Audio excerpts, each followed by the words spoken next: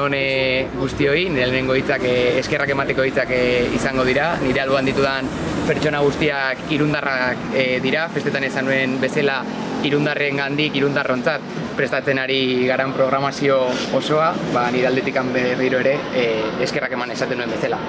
Festak bukatu dira, baina kulturak aurrera egiten jarraituko du.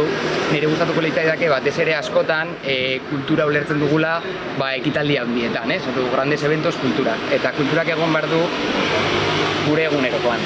Gure bizitzan, kaleetan eta urte osoan zehar. Ez bakarrikan samartzialetan, ez bakarrikan programazio puntual batean, baizik eta urte osoan zehar, eta lanketa horrekin jarraituko dugu. Hemen aurten daukagun egitaraua paso bat aurrera emango du, urmuga geneukan orain dela hilabete batzuk ere bai aurkeztuta, nobedaden artean, jirabira ez dute ahaztu nahi, Ainhoa Gordo hemen daukadala, nola ez, Diez Oiartzuniseko ere bai kartela egin zuena, ere udako programazioarekin, eta Rememberren besteak beste esaten nahi naiz, bai pixkat mesua zentratzeko eta jendeak gutxienez, naiz eta uda guztia izan hau disfrutatzeko, zer daukagun gaurko edo urrengo asteburuan jirabira, ostirale arratsaldean eta Iruniria musika banda gaur ezin izan duela hemen egon, baina beste kontzertu, ezoizko kontzertu bat. Gogoratu nahiko nuke hasi ginela orain dela 3 urte Orfeoiarekin, bandaren urte hurren berezi horretan, eta azkenean jendeak eskatzen du, beraz bandaren aldetikan eta kulturaren aldetikan aurrera jarraitu nahi dugu kontzertu horrekin. Eta nik bukatzeko atzo balorean jartzen nuen samartzaleko balantzeetan, eta errepikatu nahi dut mezu hau, askotan kultura edo programazioa festa bat bakarrikan ikusten dugu, edo ozio moduko bat, baina kultura askoz ere gehiago da. Eta ez da bakarrikan jarduera sozial bat edo plazak nola ez jendeaz betetzeko, baizik eta jarduera ekonomikoari inpaktu bat eta bultzada bat ematen dio, bai ostalaritzari, bai merkataritzari, eta horretan jarraitu behar dugu lanean. Enplegu postuak azkenean gora egin dute ekainean zehar, espero dut ere udan horrela izatea, eta hemen daukagu kultura programazioa, baina ez dutaztu nahi ere bai turismo bulegoan lehengo astean aurkeztu genuela esa campaña de turismo tan especial de este año también, beraz, Irunen daukagu plana udan, ez bakarrikan bizitan etortzen direnei, horietako seguro, baina etxean geratzen diren irundarrentzako ere bai, temperaturekin ere bai oso adi egongo gara, behar bada da, samartzialetan demostratu dugun bezala, aurrera egingo dugu programazioarekin, bertan bera ustea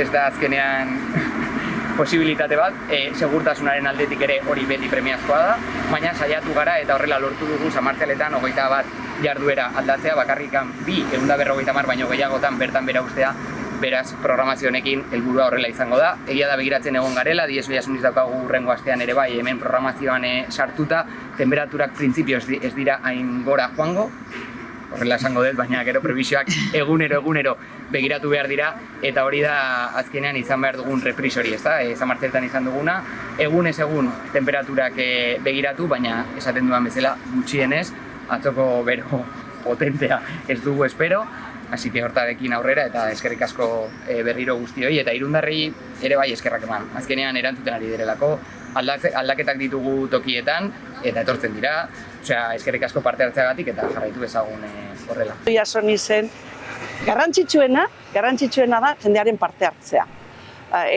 Antolatzen dena da jendea etortzeko, jendea disfrutatzeko, eta batez ere parte hartzeko. Protagonista irundarrak izatea. Irundarrak edo kanpotik etorri nahi dutenak jantzi erromatarrez, eta joan antzerkira, joan kontzertuak ikustera, joan zirkora, joan afarira, eta batez ere nabigunen parte hartzea. Ez dut esango zer dagoen, laizterra salduko da programa, baina oso programa potentea da, eta batez ere oso hemengoa, eta nahi deuna jendeak parte hartzea. Creo que lo importante es que la gente participe y que es un programazo, que no me corto el cuello ese cuento, entonces no voy a decir nada sobre el programa, pero programazo. Yo creo que lo importante es que la gente participe. Eso es lo más destacable del Diez Oiartzunis, que es una recreación histórica, una fiesta donde todo el mundo puede participar y queremos que participen vestidos de romanas y de romanos. Remember nació como un grupo de boleros en el año 2012. Nuestra primera actuación fue en la Sociedad Jostayu. Además, estaban presentes los grandes jefes de Irún, José Antonio Santana, Alberto Bueno, estaba Miguel Ángel Páez, etcétera, con sus señoras. Fue un tema un poco pues por hacer algo nuevo y diferente en Irún que no se había hecho nunca. Remember nació con boleros y solamente tocábamos boleros. ¿Qué pasó? Pues bueno, pues que a lo largo del tiempo, de los meses, de los años, pues la gente nos iba demandando otro tipo de música, nos iba demandando tipo de música un poquito más actualizada, un poquito más moderna, y entonces pues tuvimos que ir cambiando un poco, regenerando el grupo, cambiando un poco todos los músicos del grupo, los componentes del grupo, cantantes del grupo. Igual en el grupo han pasado 15 chicas diferentes cantando, 15 cantantes diferentes. Y poquito a poquito nos hemos tenido que ir haciendo a lo que era, no es una orquesta al uso, pero sí es una orquesta de recuerdos. Es una especie de orquesta grupo de recuerdos. Lo que intentamos siempre es que si vienes tú o viene tu hijo o viene tu padre, que todo el mundo sepa reconocer nuestra música, que todo el mundo haya escuchado nuestra música, que todo el mundo sepa la letra de nuestra música, que sepa cantarla, que sepa bailarla, en fin, sobre todo que la gente recuerde, porque en este mundo vivimos de recuerdos y cuando los recuerdos son bonitos, pues muchísimo mejor. Y normalmente, en teoría, todos los recuerdos musicales pues son muy interesantes, son muy bonitos y siempre nos traen cosas del pasado y lo pasamos, la verdad que nosotros como músicos lo pasamos bomba.